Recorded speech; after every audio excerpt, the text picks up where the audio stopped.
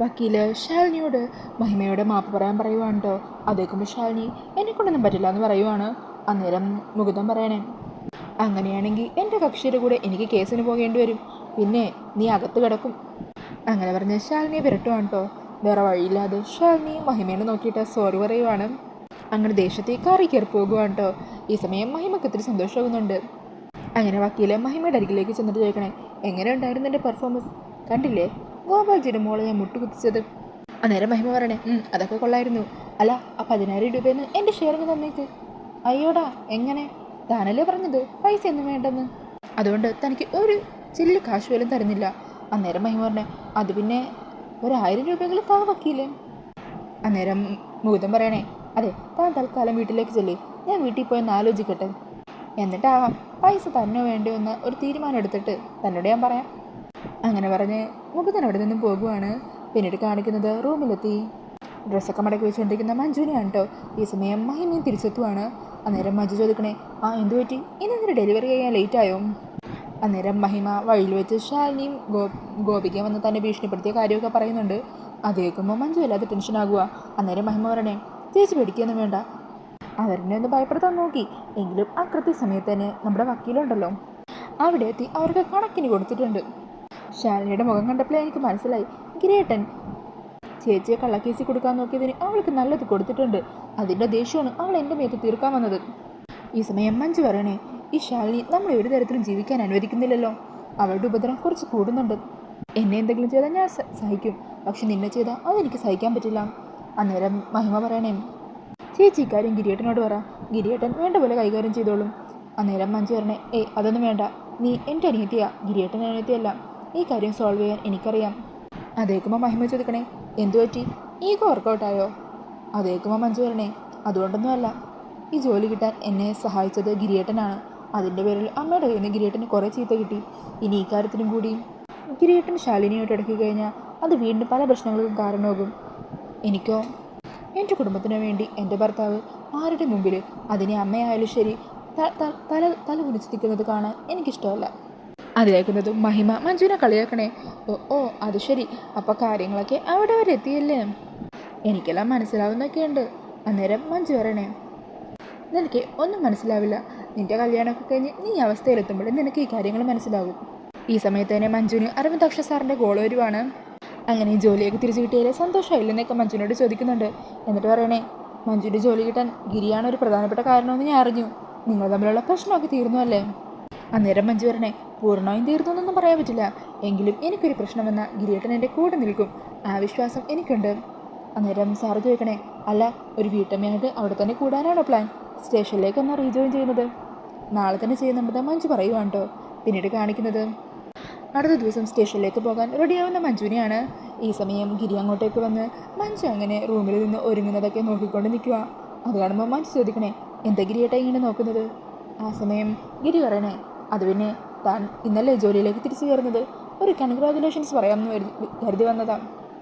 അങ്ങനെ ഗിരി മഞ്ജുവിൻ്റെ അരികിലേക്ക് ചെല്ലുക, എന്നിട്ട് കൈ കൊടുക്കുവാണ്. എന്നിട്ട് മഞ്ജുവിനോട് ബെസ്റ്റ് വിഷസ് പറയുവാണ് കേട്ടോ. എന്താ സന്തോഷമായില്ലേ എന്ന് ഗിരി ചോദിക്കുമ്പോൾ മഞ്ജു പറയണേ, ഇത് മാത്രം പോരാ, പിന്നെന്താ വേണ്ടത് എന്ന് ഗിരി ചോദിക്കുമ്പോൾ മഞ്ജു അവിടെയുള്ള സിന്ദൂര ചിപ്പെടുത്ത് ഗിരിയുടെ നേരെ നീട്ടുക. എന്നിട്ട് പറയണേ, ഈ സിന്ദൂരം തൊട്ടുതാണ്, കല്യാണം കഴിഞ്ഞ അടുത്ത ദിവസം തന്നെ ഇത് ചെയ്യിപ്പിക്കേണ്ടതാണ്, പക്ഷേ അന്ന് നമ്മൾ തമ്മിൽ അങ്ങനെ അധികം സംസാരിക്കാറൊന്നുമില്ലായിരുന്നല്ലോ, തൊട്ടുതാ ഗിരിയേട്ടാ.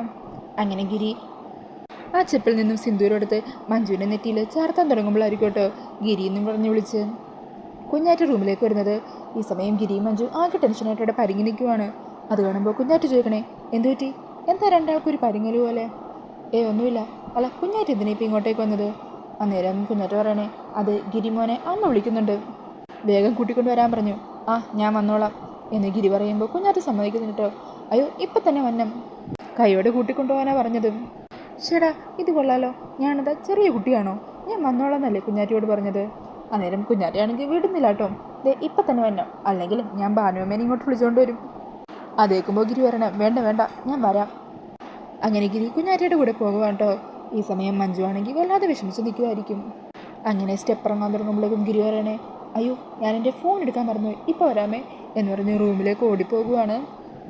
എന്നിട്ട് അവിടെ എത്തി കുങ്കുമച്ചെപ്പിൽ നിന്നും സിന്ദൂരം എടുത്ത് മഞ്ജുവിന് നെറുകയിൽ ചാർത്തി കൊടുക്കുവാണ് കേട്ടോ.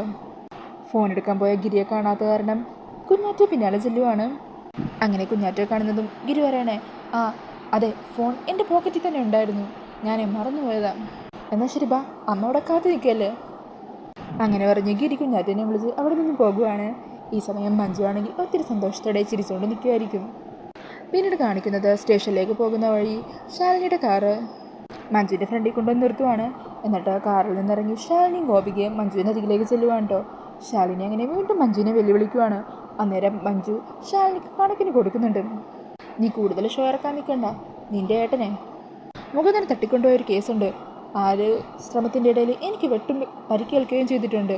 ആ കേസ് കുത്തിപ്പോക്കി കഴിഞ്ഞാൽ നിൻ്റെ ഏട്ടൻ ജയിലിൽ കിടക്കും. അവനെ നീ എന്ത് വേണമെങ്കിലും ചെയ്തതോ, അതൊന്നും എന്നെ ബാധിക്കുന്ന കാര്യമേ അല്ല എന്ന് ശാലിനി പറയുവാണ്. അതേക്കുമ്പോൾ മഞ്ജു ചോദിക്കണേ, ഓഹോ, ഇങ്ങനെയുള്ള സഹോദരങ്ങളെ ഞാൻ മറ്റൊരിടത്തും കണ്ടിട്ടില്ല. സഹോദരങ്ങൾ തമ്മിൽ തീരെ സ്നേഹവും കരുതലും ഒന്നുമില്ല. എങ്ങനെ ഉണ്ടാവാനാ, ഗോപാൽജിയുടെ മക്കളല്ലേ, അപ്പോൾ ഇതൊക്കെ പ്രതീക്ഷിച്ചാൽ മതി. നിൻ്റെ ഏട്ടൻ്റെ കാര്യത്തിൽ നിനക്ക് വലിയ താല്പര്യമൊന്നുമില്ല. നിൻ്റെ കാര്യത്തിൽ നീ ഇതുപോലെ ഈ വാശി കാണിക്കുമോ? എന്നെ കൈക്കൂലി കേസിൽ ഉൾപ്പെടുത്താൻ ശ്രമിച്ചതിൻ്റെ പിന്നിൽ നീയല്ലേ? അതിനുള്ള എല്ലാ തെളിവുകളും എൻ്റെ കയ്യിലുണ്ട്. ആ കേസ് എപ്പോൾ വേണമെങ്കിലും എനിക്ക് കുത്തിപ്പോക്കാം. അങ്ങനെ ചെയ്തു കഴിഞ്ഞാലേ നീ വീണ്ടും അഴിക്കുള്ളിലാകും. അതുകൊണ്ട് എന്നോട് കളിക്കുമ്പോൾ കുറച്ചൊന്ന് സൂക്ഷിച്ച് കളിക്കുന്നത് നല്ലതാണ്. അല്ലെങ്കിൽ ഭാവിയിൽ നിങ്ങൾ രണ്ട് മക്കളും ജയിലിൽ കിടക്കേണ്ടി വരും. അത് ഗോപാൽജിക്ക് കൂടിയല്ലേ സങ്കടം. വയസ്സാങ്കാലത്ത് രണ്ട് മക്കളും നോക്കാനില്ലാതെ ആ പാവം കഷ്ടപ്പെടേണ്ടി വരില്ലേ? അങ്ങനെയൊക്കെ പറഞ്ഞ് ശാലിനിക്കും ഗോപികയ്ക്കും കണക്കിനെടുത്ത് മഞ്ജുവോടെ നിന്നും പോകുവാണ്. പിന്നീട് കാണിക്കുന്നത് സ്വപ്നയെ ഫോണിൽ വിളിക്കുന്ന സഞ്ജയാണ് കേട്ടോ. എന്താ ഇത്രയും ദിവസം ഫോൺ എടുക്കാഞ്ഞത്? ഞാൻ കുറേ തവണ വിളിച്ചല്ലോ. അന്നേരം സ്വപ്ന പറയണേ, അത് പിന്നെ എപ്പോഴും ഫോണിൽ വിളിക്കാനും സംസാരിക്കാനും പറ്റുന്ന സാഹചര്യമല്ലേ ഇവിടെ ഇപ്പോൾ അംഗങ്ങളുടെ എണ്ണം കൂടിയിരിക്കുവാണ്. ഈ സമയം ഇവരുടെ സംസാരം കേട്ട് കുഞ്ഞാറ്റ അവിടെ മറഞ്ഞു നിൽക്കുന്നുണ്ട്. അതേക്കുമ്പോൾ സഞ്ജയ് പറയണേ, അങ്ങനെയാണെങ്കിൽ ഒരു കാര്യം ചെയ്യ്, സ്വപ്ന ഇങ്ങോട്ട് വാ, നമുക്ക് കുറച്ച് വേണ്ടിയും പറഞ്ഞു വെക്കിരിക്കാന്നേ. അയ്യോ സഞ്ജയ്, അത് ഇവിടെ ഇപ്പോൾ എക്സാമൊക്കെ അല്ലേ, അപ്പോൾ അമ്മയോട് എന്തു പറഞ്ഞ് ഞാൻ പുറത്തിറങ്ങും? അമ്മയ്ക്കാണെങ്കിൽ സംശയം വല്ലതും തോന്നിയാലോ? നീ എന്തെങ്കിലും കള്ളം പറഞ്ഞു വന്നേ, എത്ര നാളായി നിന്നെ കണ്ടിട്ട്. അന്നേരം സ്വപ്ന പറഞ്ഞേ, ശരി ശരി, ഞാൻ നോക്കാം. അമ്മയോട് എന്തെങ്കിലും കള്ളം പറഞ്ഞ് ചാടാൻ പറ്റുമെങ്കിൽ ഞാൻ ഉറപ്പായിട്ടും വരാം. അങ്ങനെ പറഞ്ഞ് കോള് കെട്ടാക്കി തിരിയുമ്പോഴായിരിക്കും കേട്ടോ കുഞ്ഞാറ്റനെ കാണുന്നത്. ഈ സമയം കുഞ്ഞാറ്റ ചോദിക്കണേ, ആരാ? എനിക്ക് മനസ്സിലായി നിൻ്റെ കാമുകനാണെന്ന്. ആരാളെന്ന് പറ. അന്നേരം സ്വപ്ന ഗോപാൽജിയുടെ മകൻ സഞ്ജയ് ആണെന്ന് പറയുവാണ് കേട്ടോ. അതേക്കുന്നത് കുഞ്ഞാറ്റ പറയണേ, അമ്പടി കള്ളി, നീ പുളിങ്കൊമ്പി തന്നെയാണല്ലോ പിടിച്ചത്, അവനെ നീ വിട്ടുകളയല്ലേ കേട്ടോ. അന്നേരം സ്വപ്ന പറയണേ, അതെനിക്കറിയാം, ഗിരിയേട്ടൻ ശാലിനിയെ കിട്ടുമെന്നാണ് വിചാരിച്ചത്, എന്നാൽ അത് നടന്നില്ല. അപ്പം ഞാനായിട്ട് എൻ്റെ ഭാഗത്തു നിന്ന് ശ്രമിക്കണ്ടേ? എനിക്കതിനു കിട്ടിയ ഏറ്റവും നല്ല അവസരം ഇത്, അത് ഞാൻ മുതലെടുക്കും. അന്നേരം കുഞ്ഞാറ്റ പറയുന്നുണ്ട്, അല്ല ഈ സഞ്ജയ് എന്ന് പറയുന്നതിനെക്കുറിച്ച് നാട്ടിലൊരു പൊതു സംസാരമുണ്ട്, അവൻ ഈ സ്ത്രീ വിഷയത്തിലൊക്കെ അല്പം. അന്നേരം സ്വപ്ന പറഞ്ഞേ, അതൊക്കെ എനിക്കറിയാം. എൻ്റെ ലക്ഷ്യം എങ്ങനെയെങ്കിലും ഗോപാൽജിയുടെ മരുമകളായിട്ട് ആ വീട്ടിൽ കയറി പറ്റുക എന്നുള്ളതാണ്. അവൻ്റെ ഉദ്ദേശമൊക്കെ എന്താണെന്ന് എനിക്കറിയാം, അതൊന്നും നടക്കാൻ പോകുന്നില്ല. അല്ല, നിന്നെ അവിടുത്തെ മരുമകളാക്കാൻ ഗോപാൽജി സമ്മതിക്കുമെന്ന് നിനക്ക് തോന്നുന്നുണ്ടോ? ഇല്ല, സമ്മതിക്കില്ല. പക്ഷേ അവരാരുടെ സമ്മതമില്ലാതെ തന്നെ സഞ്ജയുടെ ഭാര്യയെ ഞാൻ ആ വീട്ടിലെത്തും. അതിനെനിക്ക് കുഞ്ഞാറ്റയുടെ സഹായവും കൂടി വേണം. അതിനെന്താ, നിനക്കെന്ത് സഹായത്തിനും ഈ കുഞ്ഞാറ്റ ഉണ്ടാകും. നീ ആ വീട്ടിലെ മരുമകളായി കഴിഞ്ഞാൽ എന്നെ നീ മറക്കാതിരുന്നാൽ മാത്രം മതി. അതൊരിക്കലും ഉണ്ടാവില്ല കുഞ്ഞാറ്റ്. അങ്ങനെ പറഞ്ഞ് അവർ രണ്ടാളും സന്തോഷത്തോടെ നിൽക്കുവാണ്. പിന്നീട് കാണിക്കുന്നത് ഗിരി മുകുന്ദൻ്റെ വീട്ടിലെത്തി അവർ സംസാരിച്ചുകൊണ്ടിരിക്കുന്നതാണ് കേട്ടോ. മഞ്ജു ഇന്ന് ജോലിക്ക് തിരിച്ചു കയറി. അവൾക്ക് ജോലി കിട്ടിയപ്പോൾ എത്ര സന്തോഷം ഉണ്ടായെന്നറിയോ? സത്യം പറഞ്ഞാൽ അത് കണ്ടപ്പോഴാണ് എനിക്കൊരു സമാധാനമായത്. അവൾക്ക് വേണ്ടി എന്തെങ്കിലുമൊക്കെ ചെയ്യാൻ പറ്റിയുള്ളൂ എന്നോർത്ത് എനിക്കൊരു സന്തോഷം തോന്നി എന്ന് ഗിരി പറയുവാണ് കേട്ടോ. അതേക്കുമ്പോൾ മുകുന്ദൻ ചോദിക്കണേ, അല്ല നിനക്ക് പോലീസ് യൂണിഫോം ഒന്നും കണ്ടാൽ തീരെ ഇഷ്ടമല്ലായിരുന്നല്ലോ. മഞ്ജു, അപ്പോൾ വീണ്ടും പോലീസ് യൂണിഫോം അണിഞ്ഞപ്പോൾ നിനക്ക് ദേഷ്യമൊന്നും തോന്നിയില്ലേ? ആ സമയം ഗിരി പറയണേ, അച്ഛനെ കൊന്നത് പോലീസുകാരാണെന്നുള്ള ചിന്ത എൻ്റെ മനസ്സിൻ്റെ ഒരു കോണിലുണ്ട്.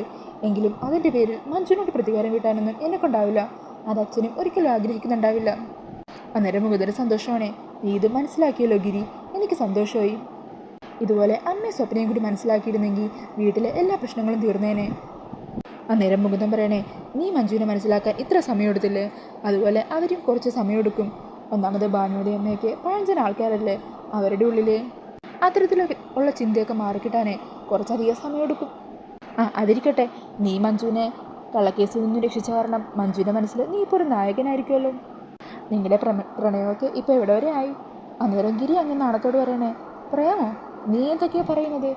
ഞാൻ മനസാക്ഷിയുടെ പുറത്ത് ഒരു സഹായം ചെയ്തെന്ന് പറഞ്ഞ്. അന്നേരം മുകുന്ദൻ പറയണേ, എടാ ഗിരി, അതിന് നീ എന്താ ഇങ്ങനെ വെപ്രാളപ്പെടുന്നത്? ഭാര്യ ഭർത്താക്കന്മാർ തമ്മിൽ പ്രണയിച്ചൂടെ? എടാ, നീ അന്ന് മഞ്ജുവിൻ്റെ പാട്ടിനെക്കുറിച്ച് പറഞ്ഞില്ലേ?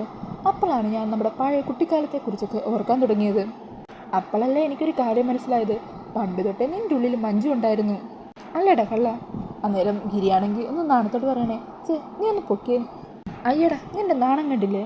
എടാ, നീ പണ്ട് സ്കൂളിൽ പഠിക്കുന്ന സമയത്ത് സ്പോർട്സിൽ ചാമ്പ്യൻ മറ്റും ആയിരുന്ന സമയമുണ്ടല്ലോ, ആ സെയിം സമയത്ത് തന്നെയായിരുന്നു മഞ്ജു സ്കൂളിൽ കലാതിൽ പോയത്. അന്നേരം സ്കൂൾ മാഗസിനിൽ നിങ്ങളുടെ രണ്ടാളുടെ ഫോട്ടോ വന്നിരുന്നു. ആ സമയം നീ ആ ഫോട്ടോ നോക്കി എത്ര സന്തോഷിച്ചിട്ടുണ്ട്, അതെനിക്കിപ്പോഴും നല്ല ഓർമ്മയുണ്ട്. അന്നേരം ഗിരി ഒരു കള്ളച്ചിരിയോടെ ആ കാര്യങ്ങളൊക്കെ ഇങ്ങനെ ഓർക്കുവാണ്. അങ്ങനെ അതോർത്ത് നിൽക്കുന്ന ഗിരിയെ കാണിച്ചുകൊണ്ട് എപ്പിസോഡ് തീരുവാണ്. അപ്പോൾ ഈ ഒരു റിവ്യൂ ഇഷ്ടമായിട്ടുണ്ടെങ്കിൽ മറക്കാതെ വീഡിയോ ഒന്ന് ലൈക്ക് ചെയ്യണേ. കൂടുതൽ എപ്പിസോഡ് റിവ്യൂസിനും പ്രൊമോ റിവ്യൂസിനും ഒക്കെ ആയിട്ട് ഈ ചാനലൊന്ന് സബ്സ്ക്രൈബ് ചെയ്ത് സപ്പോർട്ടും കൂടി ചെയ്യണേ. Thank you.